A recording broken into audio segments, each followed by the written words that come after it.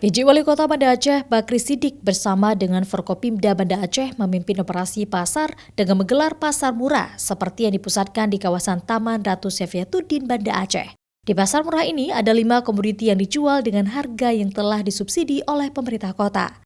Total nilai subsidinya adalah Rp80.000.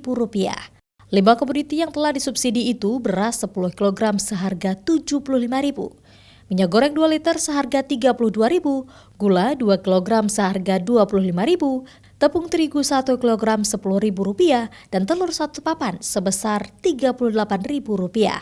Bakri berharap operasi pasar ini mampu menetralkan harga kebutuhan pokok masyarakat, terutama menjelang bulan suci Ramadan. Dari harga 260 menjadi 180 dapat menetral harga pasar dan masyarakat Kota Banda Aceh dapat menikmati dengan harga yang stabil. Harapan kita semua, seluruh masyarakat Kota Banda Aceh ini bisa menikmati ini, bisa berbelanja, dan juga nanti kita akan bekerja sama dengan Bulog, ada khusus operasi beras, karena di sentra-sentra tertentu beras Bulog telah hadir.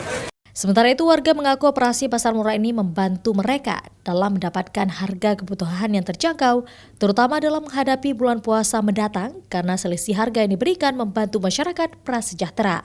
Beli beras, minyak, gula, alhamdulillah bagus.